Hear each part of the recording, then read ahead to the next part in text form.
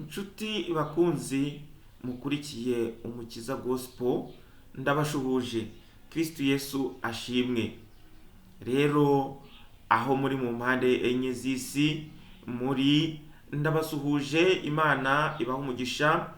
Ngewe muri kumwe ni Habinshuti Jean Claude, nkaba ngira ngo muri iki gitondo dusangire ijambo ry'Imana rivuga ku kwizera guke kumwe mu bigishwa ba Yesu Kristo witwaga Tomasi. Ese uku kwizera guke kwa Tomasi kwaba kwaragize ngaruka ki? Ese uku kwizera guke kwa Tomasi gushobora kuba guhira abantu bose? Ese ni iyihe mpamvu Tomasi yagize kwizera guke? Reka rero tudatinze dusome ijambo ry'Imana mu butumwa bwiza bwa Yesu Kristo. Haleluya. Mu butumwa bwiza bwa Yesu Kristo ko bwanditswe na Yohana, dusome mu bice byaho 20 guhera ku murongo wa 26. Nuko iminsi 8 ishize, abigishwa bongera guterana mu nzu nka mbere, na Toma ari kumwe nabo. Yesu araza ahagarara hagati, kandi inzugi zari zikinze. Arababwira ati, amahoro abe muri mwe. Maze abwira Toma ati, zana hano urutoki rwawe urebe ibiganza byanjye, kandi uzane n'ikiganza cyawe ugishyire mu rubavu rwanjye, kandi we kuba utizera, ahubwo ube uwizeye. Toma aramusubiza ati, mwami wanjye kandi mana yanjye. Yesu aramubwira ati, wijejwe nuko umbonye? Hahirwa abizeye batambonye. Mwakira ijambo ry'Imana.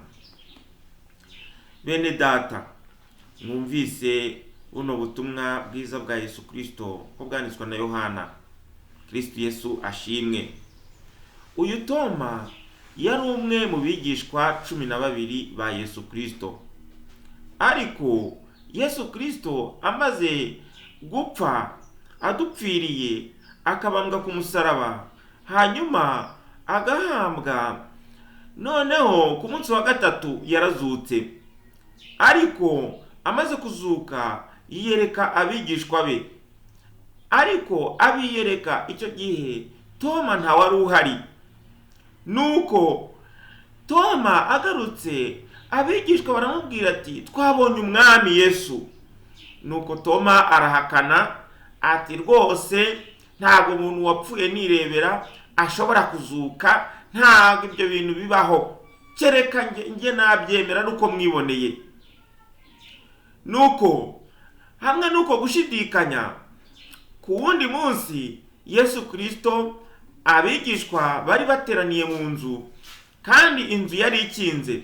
Nuko Yesu Kristo, kuko yari yambaye undi mubiri mushya, araza ahagarara muri bo, kandi inzugi zikinze. Nuko arababwira ati, amahoro abe muri mwebwe. Nuko amaze kuvuga gutyo, nuko Yesu abwira Toma ati, ngaho ngwino undebe, urebe inkovu zo mu kiganza, urebe mu rubavu rwanjye, hanyuma ukoreho, umenye ko koko ndi umwami wawe. Nuko Toma aragenda, amaze gukoraho aravuga ati, mwami wanjye mana yanjye. Ibyo ngibyo yabivugishijwe nuko yari yizeye, kandi yongeye kwicuza icyatumye atizera ibyo umwami Yesu yari yaravuze. Kuko yari yaravuze ko umwana w'umuntu akwiye kubabazwa, agapfa, akicwa, agahambwa, ariko ku munsi wa gatatu akazuka.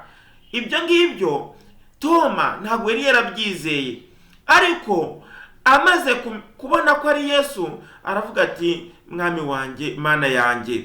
Iryo jambo ni ijambo ririmo kubaha, kwizera ndetse no kwicuza.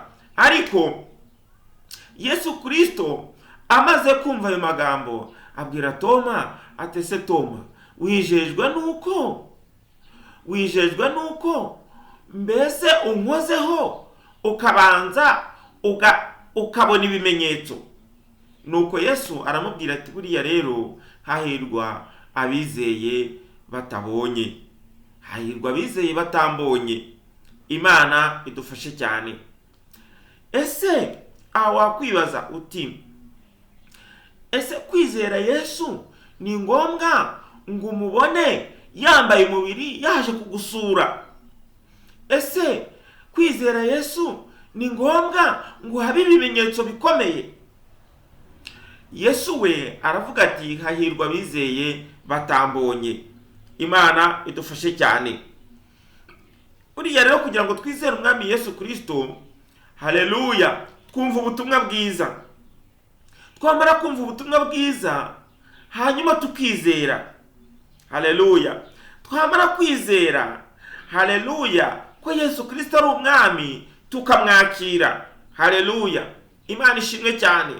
Niba rero wumva yuko uzakira Yesu Kristo ari uko amaze gukora ibitangaza bikomeye, cyangwa se ari uko umubonye n'amaso yawe, ibyo ngibyo rwose uzabibona gakeya. Imana igufashe cyane. Kwizera Yesu ni ukugira gute? Ni ukumva ijambo rye warangiza ukarikurikiza. Ariko kandi nukenera ibimenyetso, ntago uza kubibona, bizakugora.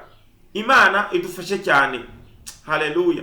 Buriya rero abahanga bo mu isi bakenera ibimenyetso kugira ngo babashe kwemera ukuri, haleluya.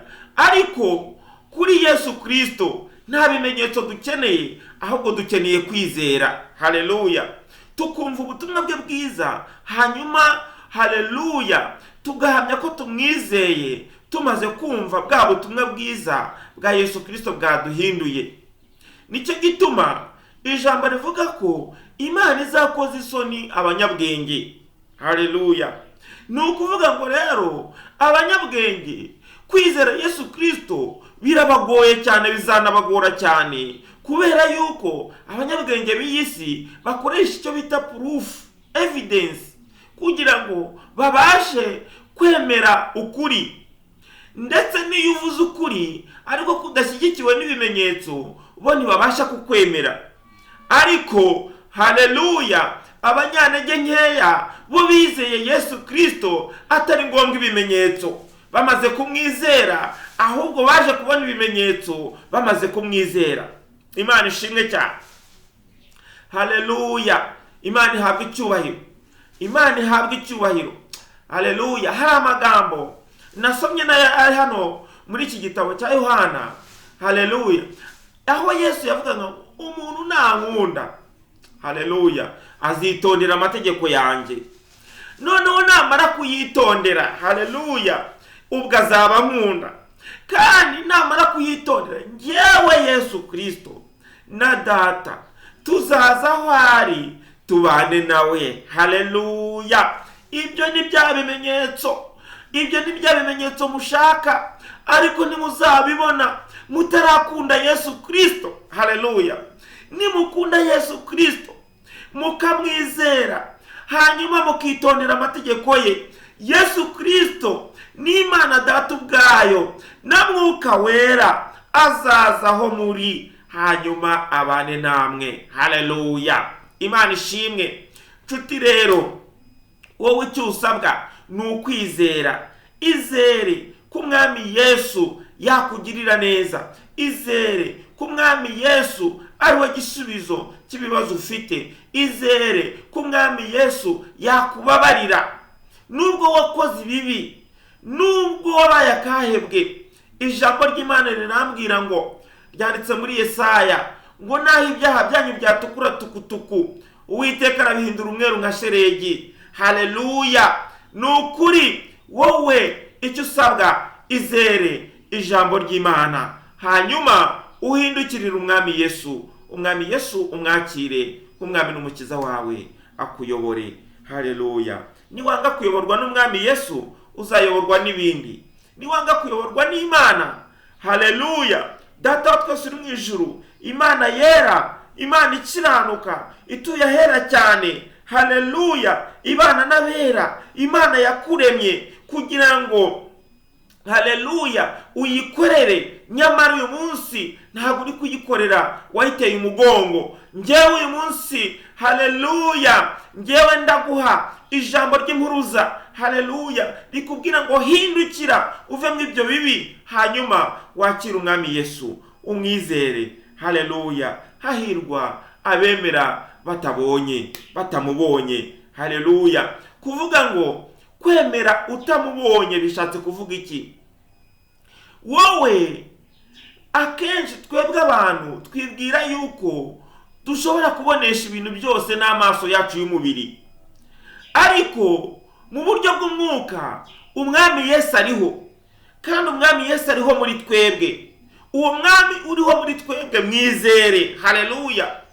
Mwizere urebe agakiza k'Imana. Kandi uyu munsi wa none niba wumvise ijwi ry'Imana ntiwinangire umutima. Nshuti rero mwene data, tudatinze ntiwibagirwe gukora subscribe. Haleluya. Imana ishimwe, nuyikora uraba ushyigikiye ubu butumwa bwiza, kandi nanjye uraba unteye kuraje. Ni nko kumbwira uti komereza aho ngaho wigishe ubutumwa bwiza bw'amahoro. Imana iguha umugisha. Bye.